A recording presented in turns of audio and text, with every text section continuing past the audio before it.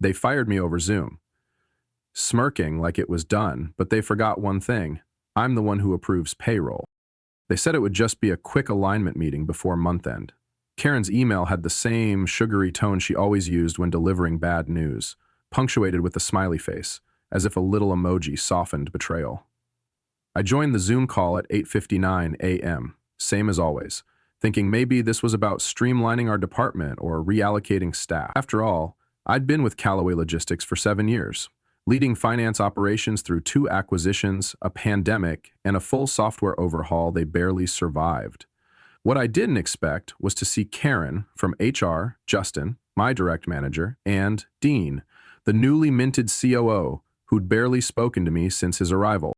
Dean didn't even bother to take off his AirPods.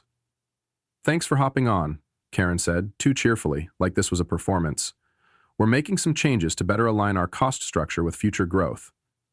She didn't say my name. She didn't say thank you. She didn't even look at the camera. Dean cut in without emotion. "Your position is being eliminated, effective immediately. IT will disable your credentials by end of day. 7 years. Thousands of hours logged. Entire weekends given up to balance quarterly reports no one else could decipher. And this was it. A 2-minute execution over Zoom." I said nothing at first, just looked at the 3 rectangles on my screen, all avoiding eye contact. "Do I get a reason?" I asked, my voice steady. "You've done great work," Justin said, not sounding like he meant it. "But the reality is, we can automate a lot of this now." "And outsource the rest," Karen added, like she was reading a line off a script. I nodded slowly, once. "So, I'm too expensive." Dean didn't blink. "You've been fairly compensated, but the company needs to move forward." "Understood," I said. Then I ended the call before they could launch into their insincere thank you speech or awkward well wishes. For a moment, I sat there, staring at the camera light blinking off. Just silence. My home office felt colder, even with the Florida sun pouring in through the blinds. I closed my company laptop. Then I turned to the other one, the personal MacBook I always kept by my side, encrypted and untouched by Callaway's network. Because while they'd been planning my quiet exit, I'd been watching. I'd noticed the sudden approval of invoices from shell companies no one could explain. I'd noticed how a one-time performance bonus was issued to a consultant who never appeared in any project logs. I'd noticed because I was the last person reviewing payroll. They forgot that while they were firing me over Zoom, I still had access to every salary line, every bonus tag, every back-end script that processed bi-weekly payments. The final payroll hadn't run yet for the month, and the automation system they claimed would replace me hadn't gone live. Because I wrote the back-end, and while they copied my workflow, they didn't understand the dependencies buried in the system architecture. I did. They assumed I'd go quietly. But I didn't grow up learning how to fold.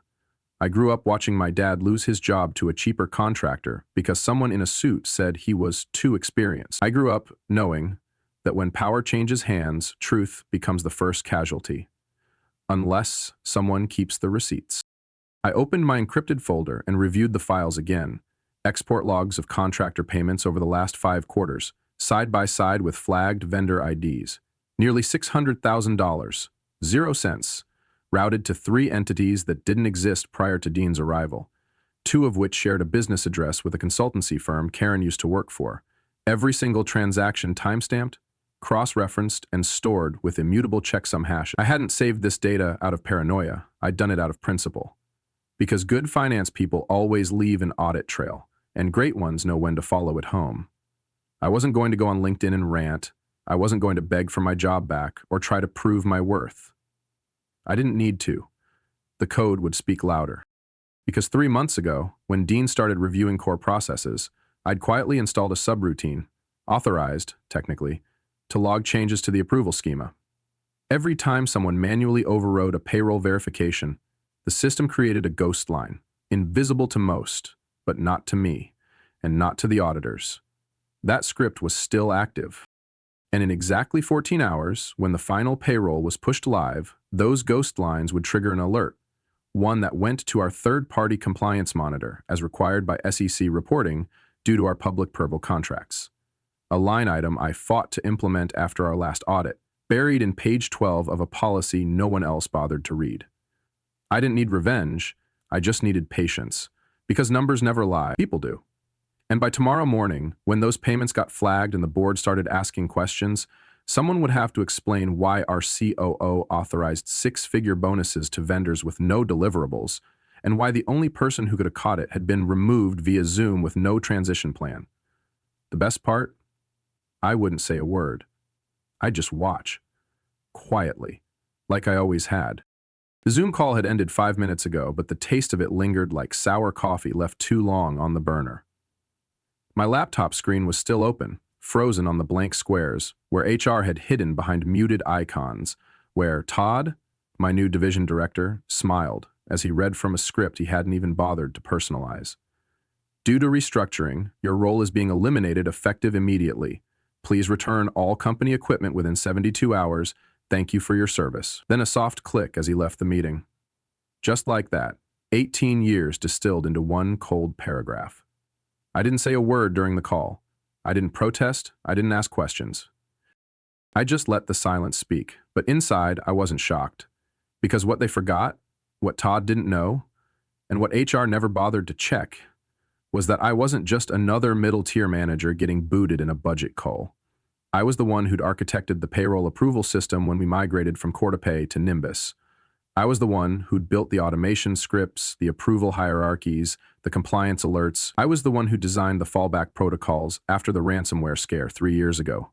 And most importantly, thanks to a security patch they never revoked, I still had Tier 4 administrative clearance. They thought they'd fired someone irrelevant. What they'd actually done was fire the one guy who knew where every digital skeleton was buried, and still held the keys to the vault. I sat back in my chair and let that reality settle around me. No revenge, no chaos, not yet. Just facts. Then I opened a secure shell window, logged into the backend system, and checked something simple. The active payroll approval queue. 29 approval chains. All pending, all requiring final sign-off from a role labeled sysadmin A47A, ghost account, created for temporary approvals during the last CFO transition, my account. They'd removed me from the org chart, sure. They'd even shut down my Outlook access. But they forgot the one button no one ever questions until it fails. Payroll. And not just salaries, bonuses, vendor payments, contractor disbursements, reimbursements for board members.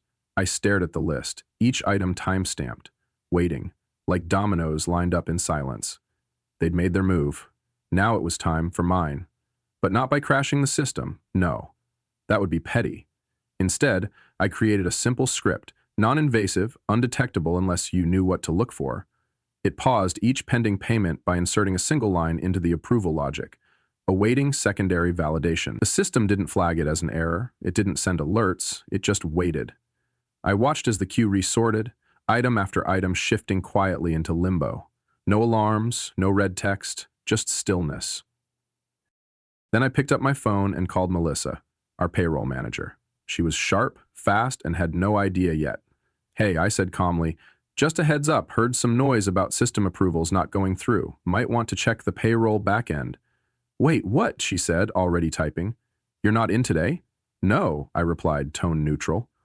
Not anymore. A pause. What? She whispered. Are you kidding? They let you go? Looks like it. I heard the panic in her breath. Oh God, hold on. Yeah, I see it. There's a block across the board. Bonuses, reimbursements, everything's stuck. Who's even allowed to touch this part of the system? You know the answer to that, I said quietly. Silence. I'll call Todd, she said finally. Dr. Todd. Don't do anything else, okay? I'm not doing anything, I said truthfully. Just letting the system speak for itself. She hung up. 10 minutes later, my phone buzzed again, a number I didn't recognize. I let it ring twice before answering. Hey, is this, Andrew? This is Todd. Listen, it looks like we might have jumped the gun on access protocols. Totally our bad. Tech's looking into it, but, we could use a hand. Sure, I said. What's the issue? Well, seems like payroll is paused. We've got bonuses scheduled to go out today, and the board's expecting confirmation. Can you maybe just temporarily get in and push it through? I waited 3 long seconds. Todd? I said slowly. Are you asking me to do unpaid work on a system you just fired me from? No, no, he backpedaled. Just, help us get through this transition smoothly. We'd obviously compensate you. Interesting, I replied. Do you happen to have that in writing? Another pause. We can draft something, he said, voice getting shakier. I'll call you right back. I hung up, then opened the approval dashboard again. Still paused, still silent. Let them squirm. Let them explain to the board why the CEO's quarterly bonus didn't hit. Let them discover what happens when you cut a corner without checking who built the road. This wasn't revenge. This was consequence. And the first ripple had just begun. The silence after a Zoom termination echoes louder than the words themselves. But what you do next decides who stays quiet longer. I sat there in my home office, staring at the empty screen where Preston's smirk had vanished, replaced by the cold company logo. I didn't curse, didn't call anyone.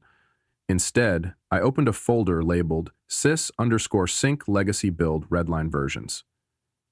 Not because I wanted revenge, not yet, just because I wanted the truth. Over 18 years, I hadn't just led engineering. I was the infrastructure. While Preston chased boardroom applause and quarterly buzzwords, I was building the foundation his shiny pitch deck stood on. Preston thought replacing me over Zoom was enough to end my influence. What he forgot was that I'd written every line of access protocol for Velmont's internal systems. Server syncs, payroll backend, custom SSO hooks tied directly to our HR API. No one ever changed them because no one understood them, except me, and the part that made me smile wasn't the oversight. It was that they'd left everything active through quarter close, because only one person had clearance to approve the final payroll disbursements before EOY reconciliation. Me. And they hadn't revoked my credentials. Yet. I sat back, closed my eyes, and replayed the last 3 years. The infrastructure rebuild after the fire, the remote access pivot during the pandemic, the dual system shadow rollout Preston insisted on for executive flexibility. That flexibility left dozens of backdoors, tiny, undocumented workarounds built for speed but never audited. I hadn't touched them in months, but I never forgot where they were. That night, I logged in, not to tamper, just to verify. The first dashboard loaded slow, like it knew I wasn't supposed to be there anymore. But then it opened, and it all still worked. Active session tokens, version control logs with my credentials, system alerts forwarding to my email. It was like they'd fired the architect, but left him the master key. I pulled up the payroll queue. It was clean, standard monthly disbursements. But there was one new entry. A severance package tagged to my employee ID, status, pending approval. They'd forgotten to reassign approver authority. Classic. I didn't deny it. I didn't approve it. I just let it sit, floating, like a question no one had thought to answer. Then I did something I hadn't done in over a year. I called Jonah and the ex-DevOps lead. Laid off 6 months ago after budget cuts. He picked up after 2 rings. You calling to say told you so, he said. No, I replied. I'm calling to ask if you want to finish something we started. He paused. Then, you mean sync audit? I nodded, even though he couldn't see me. It still runs in Sandbox. I never deleted it. He let out a breath. Give me 10 minutes. Sync audit wasn't just a monitoring tool. It was the system Jonah and I built in secret during our last year together. An automated ledger comparison system that flagged unauthorized access, payroll anomalies, and usage spikes across internal subsystems. We'd built it after the ghost login started appearing in finance. Preston shut the project down, said it was over-engineering for a company our size. We never fought him, just moved it to a shadow instance and kept refining it after hours. By midnight, Jonah had logged in, cleaned up the sandbox, and re-made the detection logs. You're not planning anything. Stupid, are you? He asked.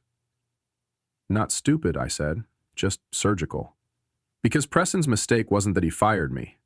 It was that he never understood what I was protecting them from. Preston thought I'd be out of sight, out of system. But payroll doesn't work on perception. It runs on permission. And they'd forgotten the one rule that built their house. Never lock the vault while the architect still has the blueprints. Monday morning, 8:03 a.m., I sat in the same chair where I got fired, coffee in hand, no bitterness, no flinch, just calm focus. Because this wasn't about revenge, not yet. It was about balance. 18 years and they gave me 8 minutes on Zoom. Budget cuts, they'd said. We can onboard 2 juniors for your cost. I let them talk, smiled, even nodded. But while they shut down my Slack access and removed my email alias, they forgot the payroll system had no auto-approval protocol after a senior-level departure. Because I'd designed it that way, not for power, just for integrity. You don't let someone who's leaving finalize their own payout without oversight. That used to be policy. Then Preston happened. He fast-tracked too many upgrades, cut too many checks without audit, and worst of all, outsourced trust to convenience. Now here we were, a pending severance for $14,270, 0 cents, waiting quietly in the queue. Status: awaiting approval from Derek L., admin level access. That was me. They hadn't revoked my credentials, not because they trusted me, but because no one else knew how to reroute the approval chain without triggering rollback errors. That was intentional. Protection against internal fraud. The same fraud I had flagged twice in 2020, ignored both times. Plus % by Preston. I didn't touch the queue, just monitored it, watched as it sat. Days passed. HR must have assumed I'd signed off. Accounting, maybe too green to question the lag, but by Thursday I saw signs of panic. Internal flags bouncing around the system, logs showed an admin login attempt into my approval portal, failed twice. Then disabled, sloppy. That night I got a message, not through work email of course, but a text from Lyle, our junior systems engineer. Hey, are you still approving payroll? Someone just asked me to escalate yours manually, but it felt weird. I replied with a single line. If they can't trace it, don't touch it. His next text? Got it. Silent mode. I smiled. Because even though they'd replaced me on the org chart, they hadn't replaced what mattered. Loyalty forged in server rooms at 2 a.m., not happy hour handshakes. I looped in Jonah again. We go live tonight, I told him. Just a test push, no changes, just eyes.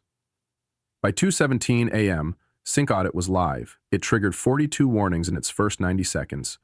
All from one source, a consulting firm Preston had onboarded 2 months prior. Phoenix Ops, a shell operation with no security clearance, no endpoint encryption, and access to our live financial API. Jesus, Jonah whispered over the call. They're piping payroll data through unsecured endpoints. And injecting fee escalators, I added. 3%, distributed across ghost employee IDs.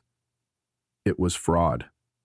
Elegant, quiet, almost invisible. But I'd built the system to see. That's what they never understood. While Preston smirked over Zoom, cutting headcount to make margin, someone had turned our payroll into a private faucet, and they thought I was the expensive one. I didn't push the panic button. Not yet. That would come later.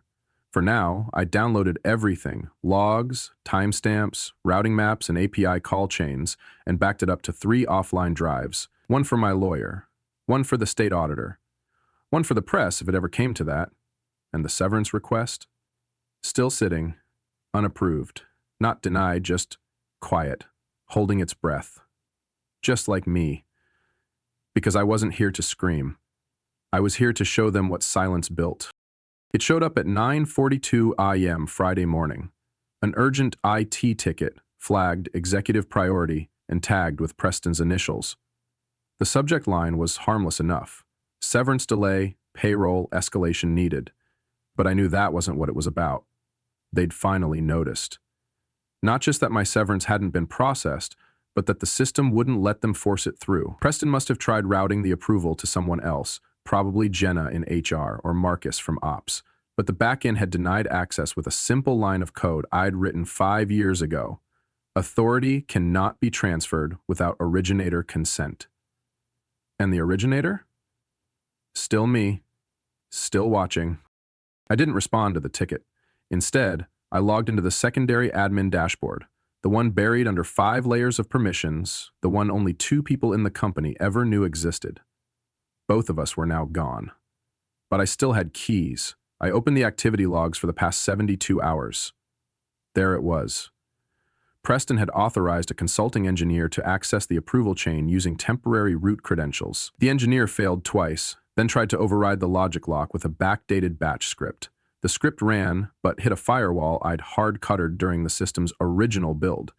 A firewall with a trigger. If tampering was detected on any high-value transaction pending approval, a silent flag would be sent directly to a monitored channel I owned personally.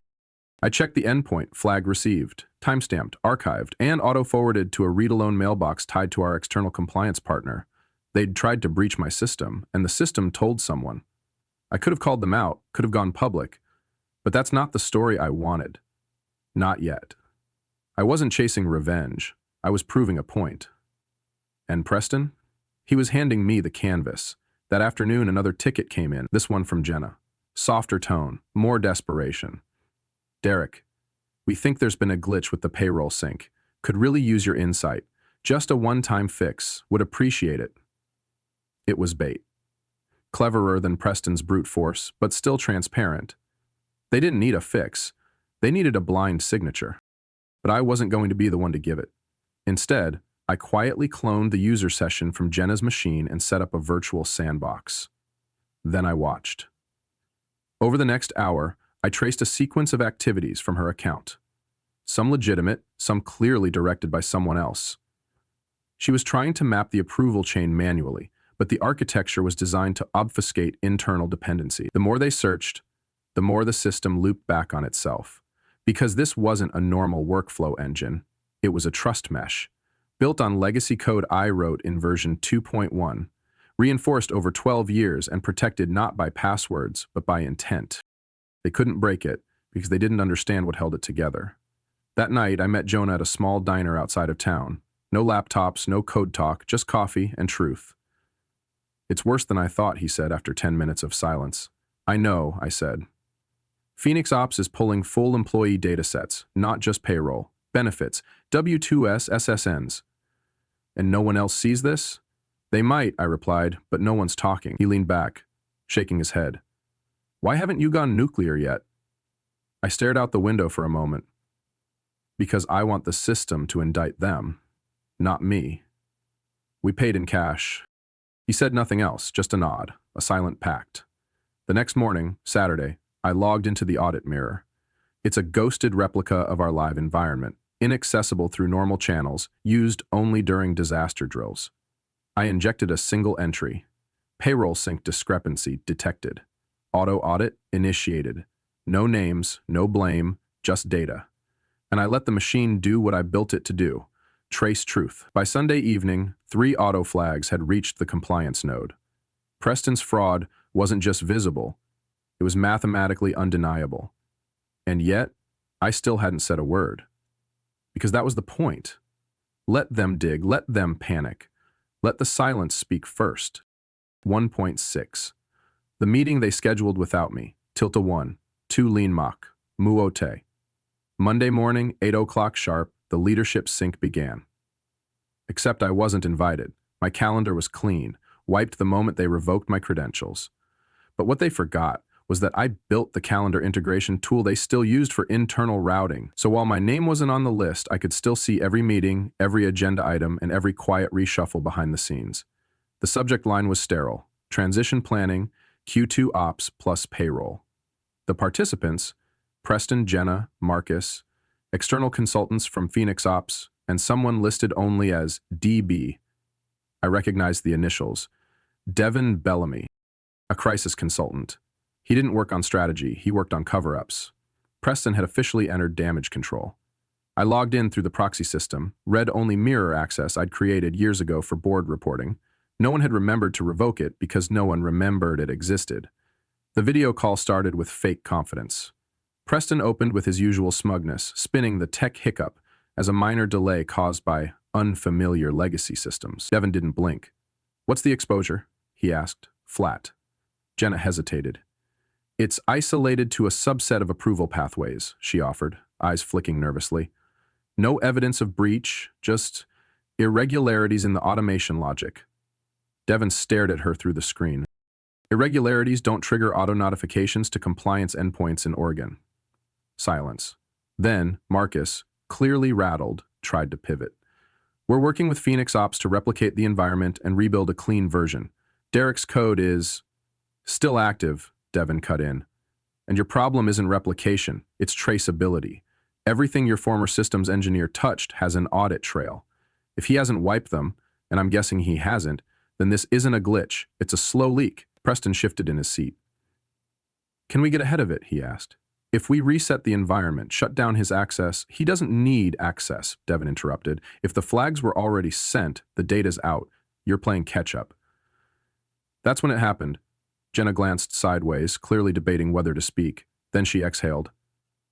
There's a mirror server, she said quietly, audit-based. He built it years ago. We never decommissioned it. Preston looked like he'd been punched. What? She nodded. It's invisible to our normal dashboards. Meant for emergencies. I think that's how he's watching us. Devin didn't panic, just turned to his assistant and said, Flag Meridian, compliance. Check if any known aliases tie back to Whitaker Group. We need a timeline before this reaches the board. Whitaker Group. That was the LLC I used for freelance work in my early years. Still active, still clean, and now apparently still useful. I smiled. They weren't just reacting. They were spiraling. Because while Preston sat there trying to claw back control, the one person who could untangle what was happening wasn't in the room. Me. At 8:47 a.m., Preston tried to send an override command to the audit mirror. I watched as it bounced, rejected, by the firewall with a return code tagged Ingredity Violation. At 8:49, a second attempt. This time routed through Phoenix Ops, same result. At 8:54, the session locked them out. Automatic defense mechanism, too many unauthorized attempts. At 9:00 IME, I submitted a quiet report, anonymized, from a throwaway email routed through encrypted relays. It went to the internal ethics portal and the external compliance board. The subject was simple. Ongoing payroll interference detected, possible fraud escalation. Data available on request. No name, no signature, just the truth. By 10:00 IM, 3 calendar invites appeared under Devon's name. One to Jenna, one to Marcus, and one to the board chair. Preston wasn't on any of them. At 10:07 AUM, the leadership Slack channel lit up with a single pinned message. Please refrain from discussing payroll issues on this thread. Legal is reviewing. That was the beginning, the silence before the crash, because when systems fall, they don't fall all at once. They decay, from inside, quietly, relentlessly. And Preston? He just scheduled another meeting, without realizing the room had already turned. 1.7. The email Preston should have never forwarded, tilde, 1 tupilin, mak muot, dinnu 502. Preston always thought he was smarter than everyone in the room. That's what made him dangerous. But also predictable.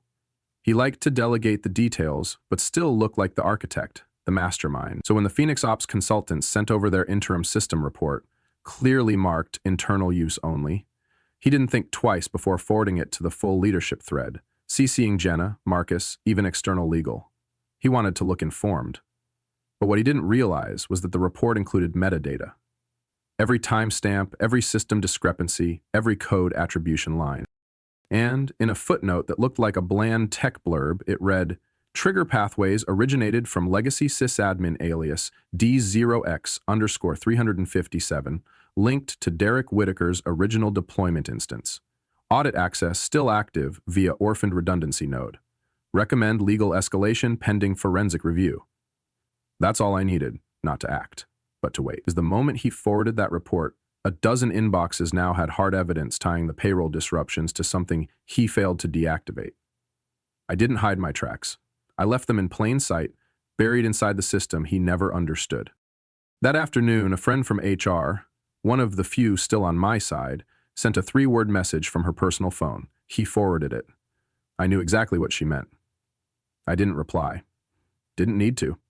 Instead, I logged into a secure drive, opened a folder titled Pre-Roll Fallout, and began uploading cross-referenced snapshots, emails showing Preston's override attempts, Slack messages asking Jenna to buy time, a PDF of the very report he'd forwarded, now annotated with callouts in red. At the bottom of that annotated version, I added one line. Systems fail.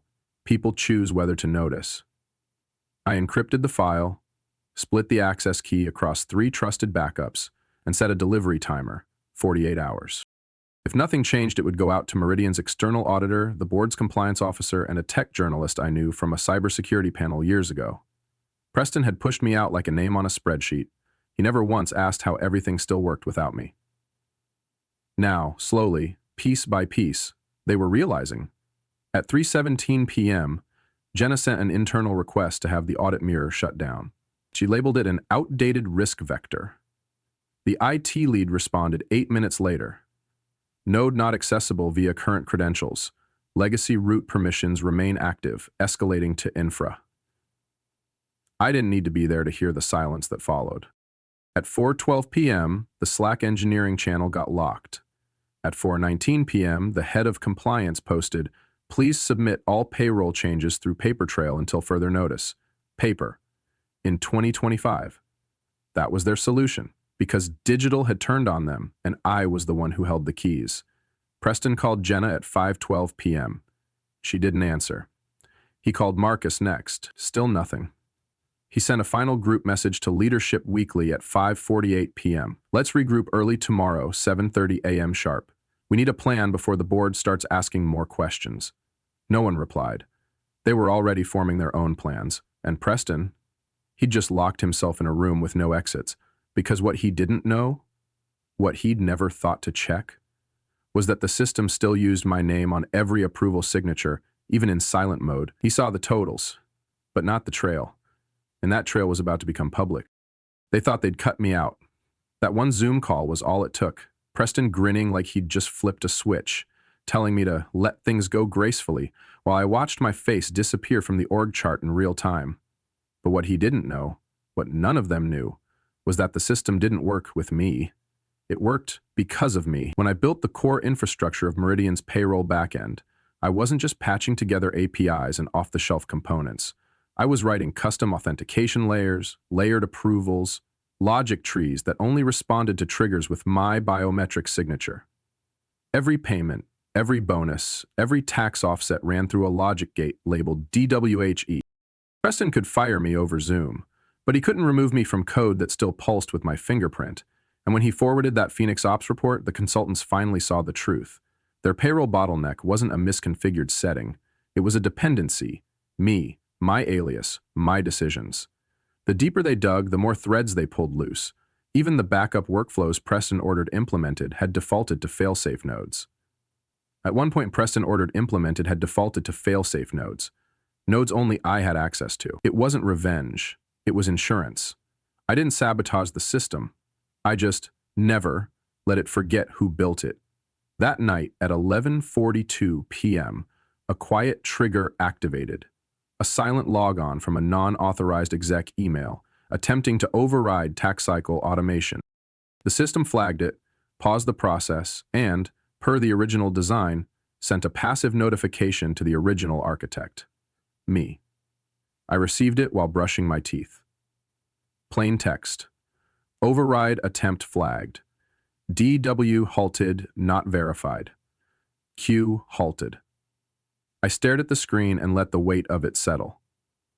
They hadn't just failed to understand the system. They failed to understand me. They fired the one person who could tell when the ship was taking on water, because he didn't look shiny enough on Zoom. At 7:33 a.m. the next morning, Preston walked into the board meeting looking like he hadn't slept. Because he hadn't. Jenna was already seated, laptop open, eyes cold. Marcus had taken a different chair than usual, closer to the audit rep. No greetings, no small talk. Just tension. The board's chairman, Alan Shaw, cleared his throat.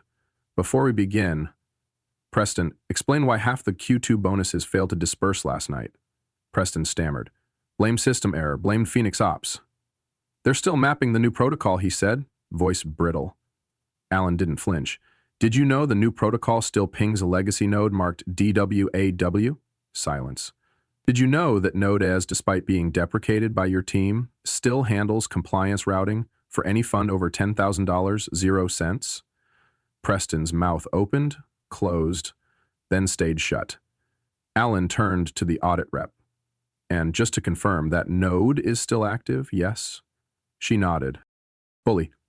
Verified as part of last night's security crawl." Preston blinked. "So, You're saying he still has access? I'm saying, she replied without looking at him, that the system still thinks he is payroll. Alan leaned back. And you removed him without a transition protocol? Jenna spoke for the first time. Not just removed, locked him out. We weren't informed of the implications. And now? Alan asked. Jenna didn't answer. But her screen showed something. My name, my alias, and the line of code blinking beneath it. I wasn't in the room, but I didn't need to be. I was in the system.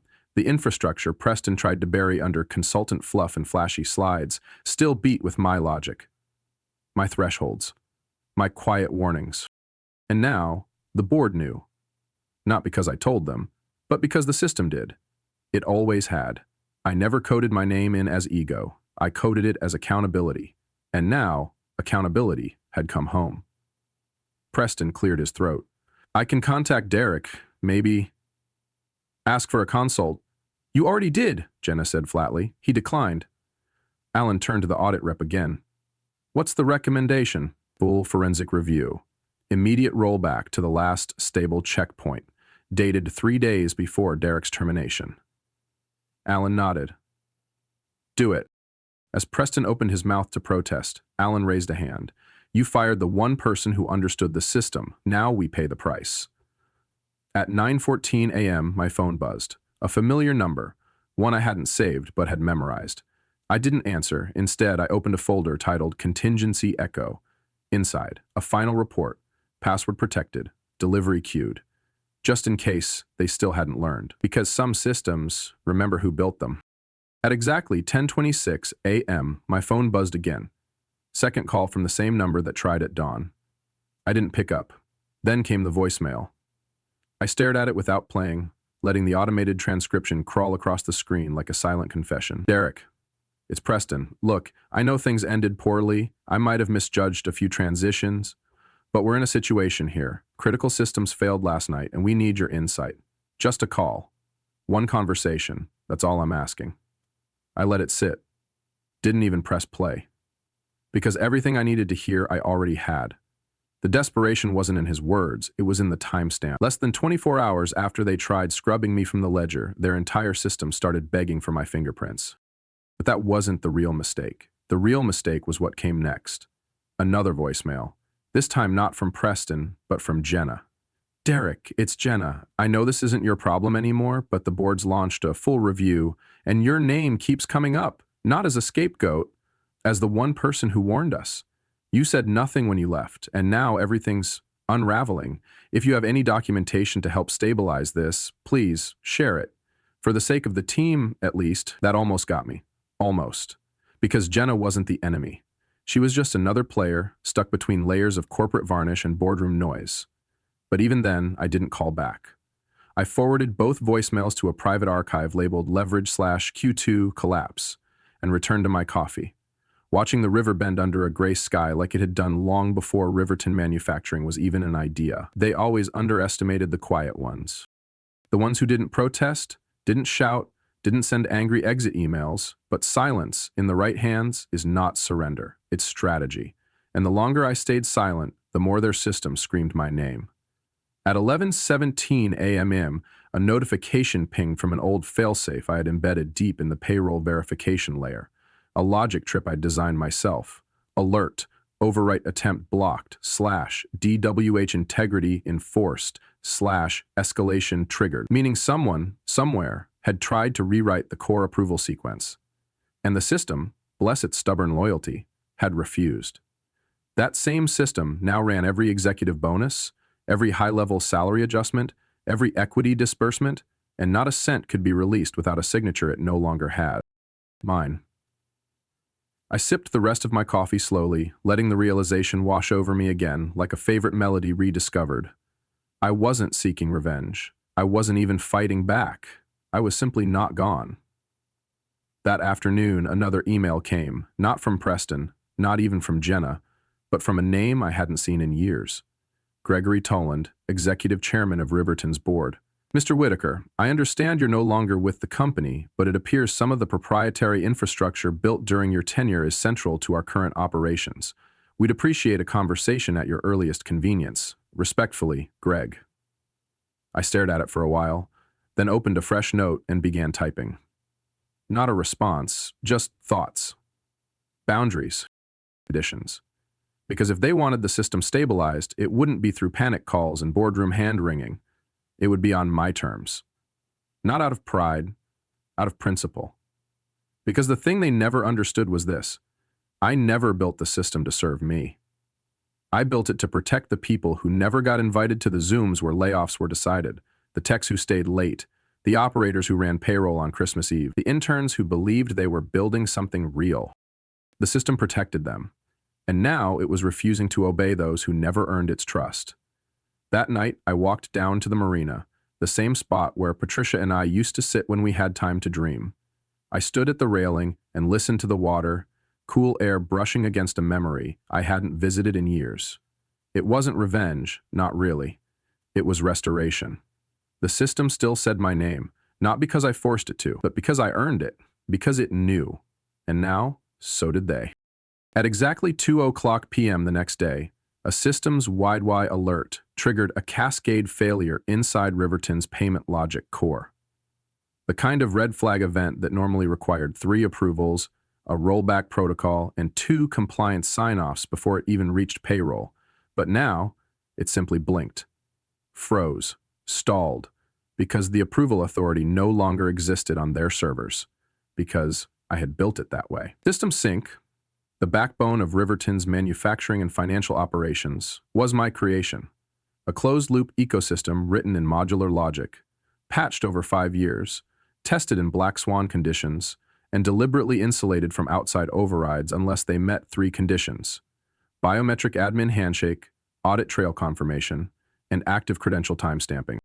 Without those, it defaulted to lockdown, not failure, not crash, just a quiet refusal to move forward.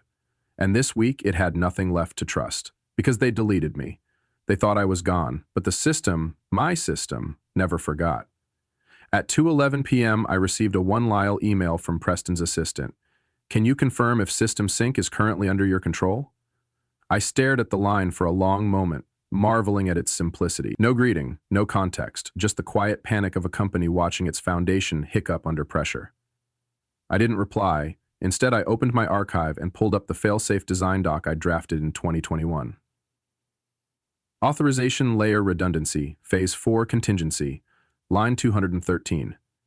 In the event of unauthorized administrator profile removal, System Sync shall enter passive validation mode until original signature returns or legal override is approved by creator. Signature, not username, not admin role.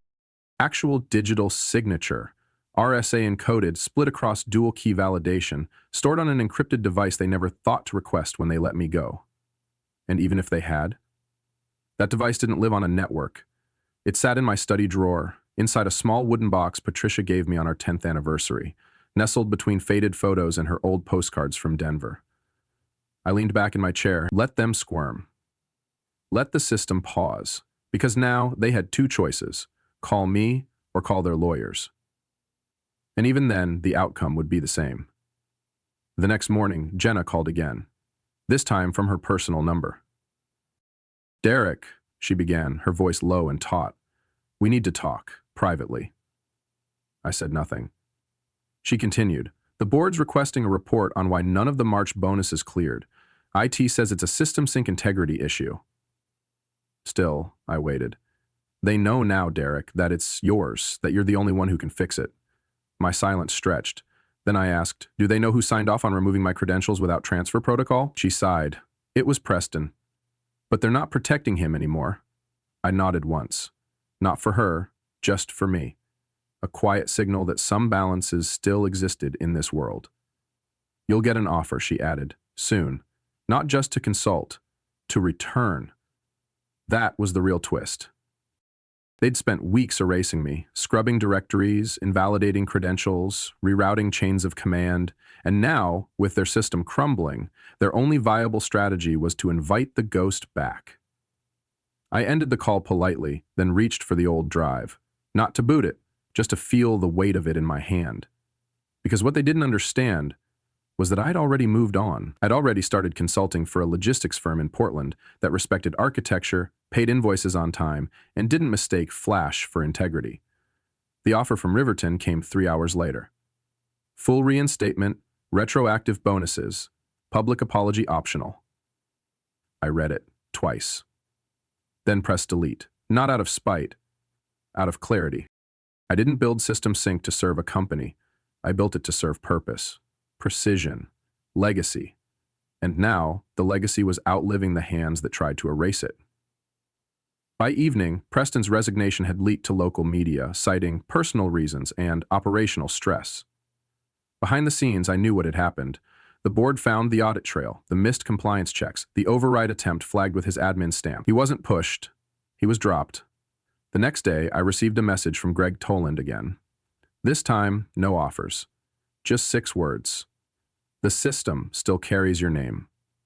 I didn't respond, I just smiled, because some things, when built right, don't need signatures or contracts to know who they belong to. They just remember. There's a kind of silence that follows betrayal. Not the explosive kind, but the still, razor-clean quiet that only comes after someone mistakes your composure for weakness and your precision for irrelevance. They forget that the ones who build quietly are often the last ones standing when the noise collapses. And in this world of flashy titles and louder egos, there's something unshakable about a legacy etched in systems, in routines, in backups no one thought to check. Because power, real power, doesn't scream when it's dismissed, it listens, it gathers, it waits, and when the moment is right, it moves without asking for permission. I've learned that being replaced isn't the same as being erased. That the final say isn't always spoken in the boardroom, but sometimes embedded in a forgotten script, a line of code, a signature in a payroll system no one ever understood but you, and while they were congratulating themselves for cutting costs, you were already 3 steps into the backup plan, not to hurt them, but to protect the integrity of what you built. Because some of us don't take the fall personally, we take it professionally, and respond not with fire, but with architecture, with data, with truth, and in the end, what remains isn't who shouted loudest, but who documented longest, who stayed steady when the ground shifted, who remembered that storms reveal more than they destroy. And if there's one thing this journey has carved into me, it's that dignity doesn't always come from being heard. It comes from being right, quietly, undeniably, and when that moment comes, the moment where everything you knew but never said starts to speak louder than the ones who tried to silence you, that's not revenge. That's restoration. And it's earned, not taken. So if you're watching this, thinking of the times you were cut off mid-sentence, dismissed for being too careful or too expensive or too old school, remember this. Silence can be power, and preparation can be louder than protest, because at the end of the day, the ones who built the system know exactly where the fault lines lie, and when the cracks finally show, the ones who stayed ready don't need to explain. They just need to upload. If you've ever been underestimated, this channel is for you. Subscribe, stay sharp, and remember, just because they think you're gone doesn't mean the system stopped carrying your name.